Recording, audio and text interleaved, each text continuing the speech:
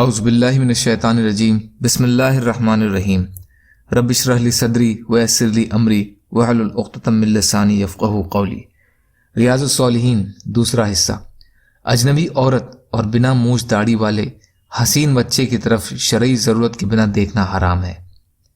اللہ تعالیٰ فرماتے ہیں، آپ مومن مردوں سے کہہ دیجئے کہ وہ اپنی نگاہیں نیچے رکھیں، یعنی محرمات کی طرف نہ دیکھیں۔ سورہ نور آیت نمبر 30۔ اللہ تعالیٰ فرماتے ہیں، بے شک کان، آنکھ اور دل ان سب کی بابت پوچھ تاچھ ہوگی کہ ان سے کس طرح کام لیا۔ سورہ بنی اسرائیل آیت نمبر 36۔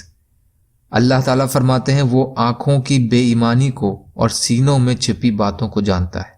سورہ مومن آیت 19۔ اللہ تعالیٰ فرماتے ہیں، بے شک ہی تیرا رب گھات میں ہے، ہر ایک کے عمل کو دیکھ رہا ہے۔ سورہ فجر آیت نمبر 14۔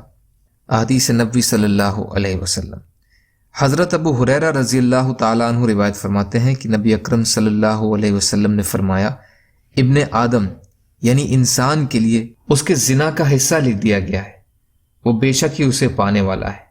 آنکھوں کا زنا نامحرم عورت کی طرف دیکھنا ہے، کانوں کا زنا حرام آواز کا سننا ہے، زبان کا زنا ناجائز کلام کرنا ہے، ہاتھ کا زنا ناجائز پکڑنا اور پیر کا زنا ناجائز کام کی طرف چل کر جانا ہے، اور دل خواہش کرتا ہے اور آرزو کرتا ہے، اور شرمگاہ اس کی پشتی یا جھٹلاتی ہے۔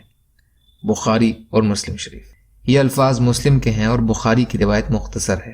فائدہ: دیکھنا، سننا، چل کر جانا وغیرہ یہ سب اسباب زنا ہے، لیکن انہیں صرف زنا سے تعبیر کر دیا گیا ہے تاکہ انسان اسباب سے بھی اپنا دامن بچا کر رکھے، اس لیے کہ اگر وہ یہ احتیاط نہیں کرے گا تو شرمگاہ اس کی پشتی کر دے گی، یعنی وہ بدکاری کا شکار ہو جائے گا، اور اگر اسباب زنا سے دور رہے گا تو شرمگاہ اس کو جھوٹا کر دے گی، یعنی بدکاری سے محفوظ رہے گا۔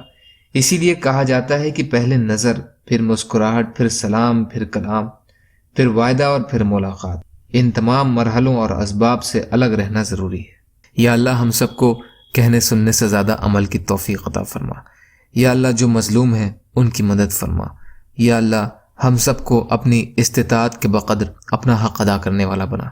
یا اللہ رحم کا، کرم کا، عافیت کا معاملہ فرما، سچی توبہ کی توفیق عطا فرما۔ جو پریشان ہیں ان کی پریشانیوں کو دور کر دے، جو بیمار ہیں انہیں صحت عطا فرما، جو قرض میں ہیں ان کے قرضوں کو ادا کرا دے۔ یا اللہ ہم سب کو سچی توبہ کی توفیق عطا فرما۔ یا اللہ آپ قادر مطلق ہیں، آپ کے لیے ہر چیز آسان ہے، ہمارے لیے بھی آسانیاں پیدا فرما دیں۔ یا اللہ آپ جیسا بہتر سمجھیں ویسے ہماری حفاظت فرمائیں۔ اللہم انا نجعلک فی نحورہم ونعوذ بک من شرورہم، اللہم اکفیناہم بما شئت برحمتک یا ارحم الراحمین۔ لا الہ الا اللہ محمد رسول اللہ۔ السلام علیکم۔